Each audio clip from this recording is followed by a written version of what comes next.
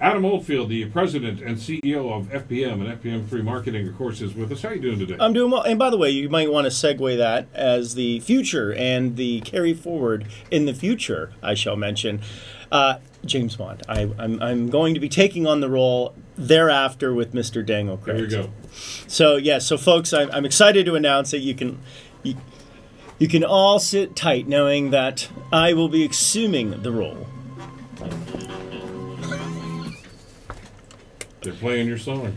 Well, I will be assuming the role in the very near future. Not right away. Daniel Craig is back. I don't want to step into the role too soon, but I will be taking on the role very shortly thereafter of Mr. Craig, and I'm happy to let him take on the final episodes of James Bond. Now, you must have met this news, read it with mixed emotions, because I'm a huge James Bond fan. I've seen all the movies. I read all the books. Yeah. They're long since, of course, finished the books. I mean, you know, they're just making up stories now, and that's fine too. I get that. And some James Bonds on that were outstanding, some not so. But and I was a huge Sean Connery fan. I always maintained that he was going to be the best James Bond of all time. Nobody could ever match it. Daniel Craig is incredible. He is the best James Bond. It's over. I have to agree with you. And you know what? I've got a couple reasons for it. He plays it very well the way Ian Fleming wrote it to be. Yeah. And number one. Number two is, my amazing resemblance to Daniel Craig. I mean, I do have that James Bond, blue eyes, blonde hair. I mean, come on. Yeah, I mean, you know what? For the sake of discussing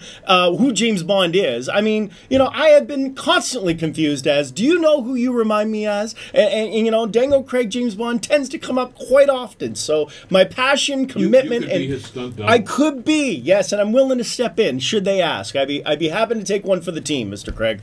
Anyway, Sam Mendes isn't calling you anytime soon. Thank you. But you may well be on the list. But he's going to. I'm there. 2 more movies. Maybe. Yeah, super excited. Super excited. Yeah. Yes. And they have no idea when they're going to do them, but he is going to do them again, which is fabulous, and that's good news.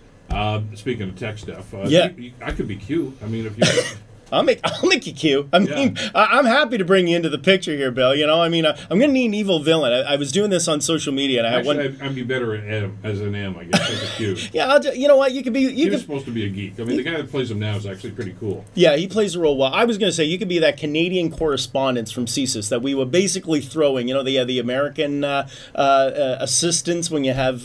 In this case, I'll make you my Canadian assistant. So we'll bring you into the picture, Bill. Some way or another, I'll include you. All right. Anyway, we'll try to get that going. Actually, in the early movies, in the Sean Connery movies, Moneypenny was actually a Canadian. Lois Maxwell was the Canadian actress that actually played Moneypenny, and in a couple of those movies, the CIA guy that was always in those movies, a couple of Canadian actors actually played him. In a couple of Felix Leiter. Felix, yes.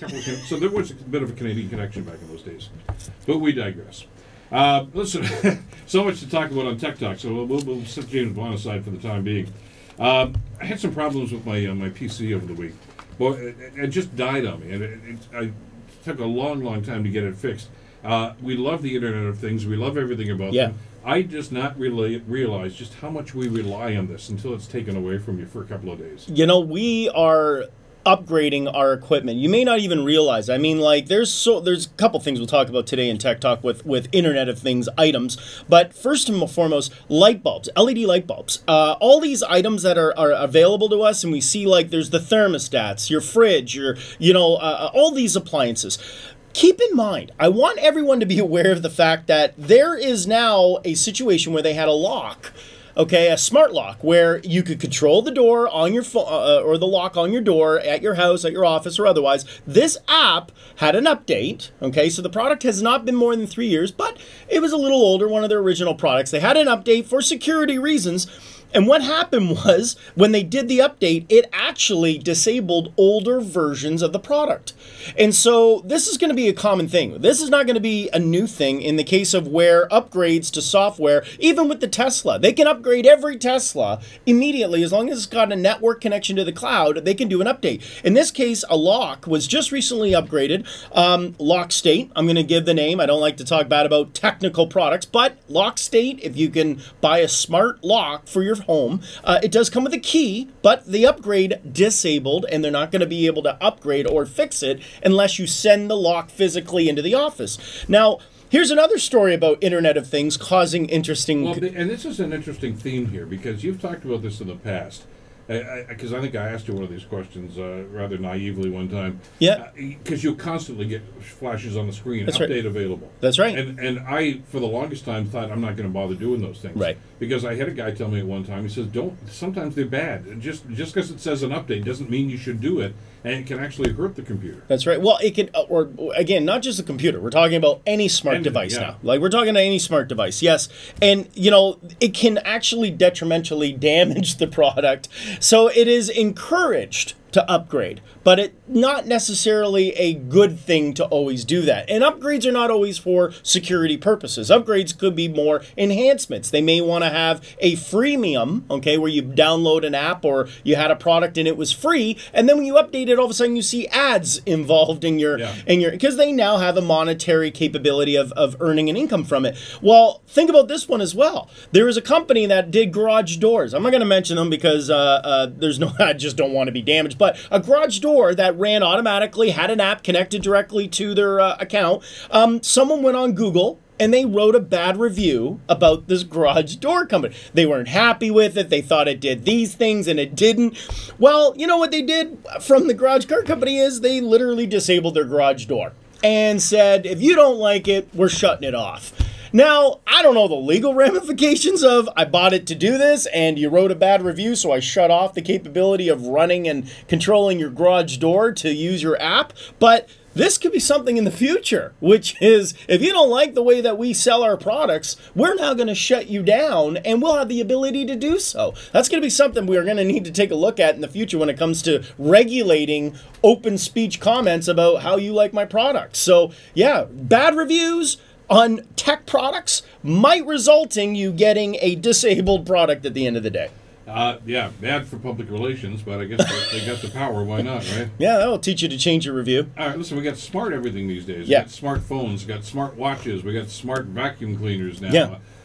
Smart barbecues. You know, if anyone bought a barbecue this past year, and I hear them advertising on CHML regularly, you have an option now to get a smart barbecue. So there's, you know, and they're all the major brands. Weber, you've got a few. These smart barbecues, actually, they are pretty cool. They connect to your phone. They tell you the temperature. So they'll warn you, bring an alarm of, hey, it's time to cook your steak. Put your steak on, choose your items, and it will tell you temperature of where on the grill it is, number one. Number two, it will tell you how long you will want to cook it for, or grill it, or otherwise, and it will keep that perfect barbecue element, meaning, boy, am I using all the puns for barbecues, but you're keeping all your barbecue sensations and cooking to a degree of which you'll be able to manage it more effectively. So, yeah, your barbecue, it doesn't have to be connected directly to a house environment. Your barbecue is now smart enough. It will tell you how to cook, how hot it is, and also give you cleaning tips and otherwise. So, yeah, your next barbecue next year when you upgrade, now, they're not cheap, by the way. So, when you do this, just but keep in mind your barbecue is now smarter than maybe you are when it comes to barbecuing. But you know, if you're still if you're cooking meat, for instance, I mean that's a big deal. It is, or chicken for that matter. You got to make sure you do it correctly. Yeah, because there are certain kinds of meats that need to be cooked in a certain fashion. That's right. You know, beef is totally different from chicken or from pork and things of this nature, and a lot of people just don't do it very well. You know, hey, honey, the steak's done. And you get over there, and oh, no, it's not done. Well, you know, and I have to say, done on the outside. I've been there. I've had it. Michelle, she's cooks everything. I'm quite busy, but you know what? She does a great job barbecuing, and I'll tell you, phenomenal job on the steak. And we don't have a smart barbecue, but I can tell you that we did have some chicken that almost tasted like a little bit of granite. But at the end of the day, it was a little tough. You know, she's probably going to curse me and I'll never get chicken again. But that perfection can now be done with an app. So yes, your barbecue can be a lot smarter, folks. Yeah, yeah. You're going to get home today and she's going to say, remember that thing you're saying about if you don't like your product? Make your own damn chicken. Yeah. Well, that's sorry, it's going to be for dinner tonight. No, she would never do that. Takeout. Yeah. Pizza right around the corner from you. Let's talk microchips. Yes, well, microchips are changing. And you know what? This is one of those things on Tech Talk that it's like, I don't get it. Well, the reason I want to bring up these points to everyone about microchips are critical is there's two microchip makers out there. You don't even know they're in your products. If you have an iPhone, you've got a Qualcomm. If you got a Samsung, you're probably running a Qualcomm. If you're running an iPhone in some capacity, you might even be running a Samsung microchip. What does it all mean? Well, Intel has a 10 nanometer chip, and it's codename Ice Lake. What does that mean? That sounds goobly gook and garbage. Well, it doesn't mean anything. Well, folks, this is a microchip that is as powerful. And when I say microchip, think about your small baby finger nail, okay? Even that's probably the size of it, but a 10 nanometer chip will give you the power in your smartwatch, or specifically smartwatches, more power to be almost like a supercomputer. So the power of which this is now coming out is now getting smaller and smaller and smaller. They're becoming micro. Then we're going to be able to now utilize this in our smartwear. And why that's important is, think about your shirt. We talk about how some smart products that are on the market right now, your smart shirt, we had the medical bracelets. This is going to become a superpower when you're going to be wearing this smartwear. So this micro-sized chip is coming out in the next year. Intel has come out with this. I mean, again, I'm trying to laymanize it and bring it down to dummy-down version, but this just means that we will be able to have more power in smaller products, doing more things. Cameras, processing computers. Imagine Skyping on your smartwatch. Or we're talking about, you know, all these implants that we're going to get to in a couple minutes from now, but this is really big. The other thing is Qualcomm, again, in most Apple products, especially the iPads and otherwise, Qualcomm has a new product coming out as well that has 3D contours in an object. So I want to try and give everyone this mental vision here of when you're going to have a microchip powerful enough that it will literally be able to scan a room like we are in the broadcast studio at CHML. You'll be able to get a depth perception in seconds through a camera lens that will be able to know size, depth, width, instantly, within seconds, without even think of it as like a laser beam scanning the room up and down, and within seconds, in half a second, it will have a full depth perception and graphical understanding of that room. Let's talk a little bit about cameras. I mean, everybody who's got a phone now has a camera, but you're talking about GoPro's got something right now. This is a necklace camera. Yeah, this is, again, I talk about nanotechnology. We've seen GoPro. You know why? There just isn't enough stuff posted on Facebook. There's not enough stuff on video these days. I mean, you know, LinkedIn just announced this week that they're doing video. So I got to get another device here. I got 5 on the table here. But now on the side of that, GoPro has a fashionable wearable necklace you put around your neck, and now you can document your life. I think last week we talked about Tech Talk. There was a mobile robot that will follow you around and document your life. Now you can put it around your neck. It's actually kind of cool. Looks like a medallion. It's very thin, and it more or less will record your life, post it to Facebook, and I can now wear a medallion, and we could do a live broadcast. So think of it as multiple cameramen hanging around your neck, documenting your life, where you walk, where you go. This is probably the future of how we're going to be documenting and proving we are what we're doing and where we're going all the time. So yeah, this is coming out. When we were reconfiguring my PC, you go, okay, what search engine are you going to use? And the guy was asking me, he said, you want Bing or Google? I said, who uses Bing? Well, nobody uses Bing, and apparently nobody does. Nobody. For 4 hours, Bing was offline on Monday. 4 hours. Think about if Google was offline, like meaning you couldn't search for nothing for 4 hours.